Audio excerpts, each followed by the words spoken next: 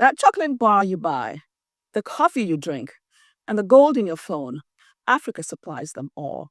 But ask yourself, why doesn't Africa profit from what it provides? The answer isn't luck, nor just bad governance. It's buried in the fine print of global trade rules. Greetings, I'm Dr. Christie Agawu. In this episode, we unpack how global rules keep Africa exporting raw materials and importing poverty. Because global trade isn't fair, it's rigged. Let's cut to the heart of the matter. The system locks Africa into low-value roles. And why does this persist? And more importantly, how can we shift the balance? Stay with me, and if you find this eye-opening, don't forget to like, share, and subscribe so we can keep building this conversation together. The Brookings Institution, a leading Washington, D.C. think tank, noted in 2019 that African economies remain locked in extractivist models, exporting raw commodities without benefiting from value chains. Now, this is not new. The colonial economic model privileged raw exports with value captured downstream in Western factories in Western countries. And today, the inertia still persists. Africa provides the beans and the West makes the chocolate. During colonialism, African economies were engineered to extract cotton, gold, coffee, cocoa, feeding European industries while impoverishing the continent. And as Walter Rodney put it, Africa developed Europe at the same time that Europe underdeveloped Africa. Now, some dismiss this reminder of colonialism as old history or excuse, but when the trade structures, export patterns, and infrastructure designed then still dominate today, it's not excuse-making. It's recognizing the blueprint we're still living in. Now, that doesn't mean Africa must remain trapped. No.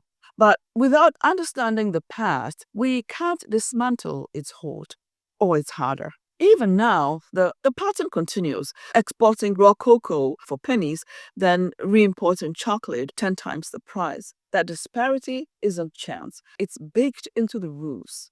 You know, under the World Trade Organization rules, trade is supposed to be fair, good prices. But in reality, it isn't. The rules tilt heavily toward the powerful. We've had serious issues from the South African marketplace in the agricultural sector with what Europe has been trying to do. We don't know, perhaps maybe there is an ulterior motive, and I don't want to be a theorist here or a controversial figure, but it seems like regulations have been stringent since the break of COVID in terms of how they want their standardized agricultural product to look like. African exporters face handicap, competing against goods propped up by massive subsidies while also navigating strict packaging and certification hurdles. For instance, the EU spends over 50 billion euros a year on its common agricultural policy, subsidizing dairy, beef, sugar. The US does the same with cotton and maize, making their exports artificially cheap. And the result, African farmers get squeezed out of their own markets. Imported goods win and local producers lose. And sometimes, not-market tactics stack the deck. Remember the smear campaign against tropical oils? Palm, coconut, palm kernel, branded unhealthy in the 1990s? That wasn't science. It was strategy. When America and the industrial world felt that, no, we cannot be buying tropical oils, so we must produce seed oils. They started with corn and had corn oil. But this is an industrial creation. It's not natural. Western oils swooped in, African oils lost out, and industries collapsed. What a sham. Today, here I am in Ghana, desperately searching for good coconut oil. But because the industry was so decimated, the natural cycle of improvement and quality maintenance has been broken, and the standards and availability have dropped precipitously. Sad indeed. Now, beyond tariffs, price wars, and tactics, African exporters face another quieter hurdle: rejection at the border. Nobody's against safety. If food is truly contaminated, reject it. But too often, safety becomes the excuse, not the reason. Ghana's mangoes have been turned back at European ports for pest concerns, even when Latin American fruit with similar issues was waved through. Ivorian cocoa has been held up in EU over cadmium levels, though beans from Latin America grown in similarly contaminated soils faced no such bans. Kenyan avocados have been blocked from Europe for pesticide residues, the very same chemicals permitted on European farms. Senegal's fish have been refused entry, and Ethiopian flowers destroyed over infractions mysteriously tolerated when the exporters are richer. This isn't about safety, it's about power. Non-tariff barriers dressed up as health rules keep African goods out, while Western producers get a free pass. That's not regulation, that's rigging the system. Each rejection costs millions, kills jobs, and reinforces the imbalance. African exporters often spend more proving compliance than rich countries' producers spend making the goods. And it doesn't stop there. The very trade rules themselves are stacked against value addition. For example, raw cocoa beans can enter Europe at almost zero duty. But the moment they're processed into a chocolate bar, tariffs just shoot up. The message, just stay exporting raw materials. Don't play in the more expensive game. Don't play in the more value-added game. Of course, corporate monopolies make it worse. Giants like Nestle and Starbucks control procurement, branding, and distribution, locking African producers into the role of raw suppliers. And even when countries try to climb the value chain, infrastructure gaps hold them back. They have too few processing plants, they have poor cold storage, they have inefficient ports, and long shipping delays. The result? The real money in Africa's commodities is made everywhere except in Africa itself. Well, here is the kicker. Infrastructure gaps in Africa shouldn't really be a problem for Africa.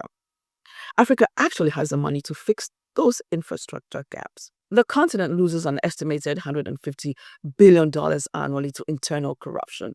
Kenya bleeds $4.8 billion a year. Ghana loses $9 billion a year. $9 billion a year. And South Africa lost $17 billion to state capture scandals. Even if Africa redirected a fraction of the stolen money towards building up its infrastructure, it could break free. These institutions were not created to benefit the developing world. To the contrary, they were built to steal from the developing world. Their success is based on the failures of the developed nations where they have been stealing from. They are giving a blind eye to blatant exploitations, unequal, uneven trade policies that are hurting Africa. You take, for example, cocoa. Majority of the cocoa coming out of the world comes from West Africa, and yet it's only recently that African nations were allowed to add value to their cocoa. What is needed now is for leaders to sit up proper and for citizens to vigorously demand change. But slowly, Africa is pushing back. The African Continental Free Trade Area is uniting 1.4 billion people in one market, cutting tariffs and boosting intra-African trade. It aims to eliminate tariffs on around 90% of intra-African trade and has already helped increase trade flows. African exports within the continent rose by 12% in 2024. That's just the beginning. In Cote d'Ivoire, cocoa is no longer just a raw export. About 2 months ago, a new $233 million state-owned grinding factory opened near Abidjan, set to process tens of thousands of tons per year, creating jobs and building skills and keeping more value at home. While raw beans still lead exports, finished products like chocolate are on the rise too. That's progress, real industrialization in action. In Ghana, Niche Chocolate, the country's largest local processor, handles up to 60,000 tons annually. Artisanal brands like 57 Chocolate and Fair Africa are going bean to bar, building culture and brand identity into chocolate itself. And the Ghana government aims to process half of all cocoa domestically by 2030. Take the shea industry. Burkina Faso and Mali have already banned raw shea nuts exports to force local processing. Cote d'Ivoire and Togo are part of this wave too, and Ghana is following with a phased ban by 2026, and even Benin is exploring similar moves. These policy actions aren't just symbolic. They are structural attempts to capture value locally, rather than just shipping unprocessed commodities abroad, which robs countries and people of valuable funds. It's not just shea or cocoa. Nearly half of Africa's countries have recently restricted raw mineral exports, aiming to keep more economic value at home. Zimbabwe banned lithium exports in 2022, and by 2023, export revenue jumped from around $70 million to $600 million after building local facilities. Gabon isn't far behind. The country plans to ban raw manganese exports by 2029 and has already placed a senior processing executive in charge of this shift. These policies do more than protect exports. They build the value chain. They turn producers into manufacturers and traders into innovators.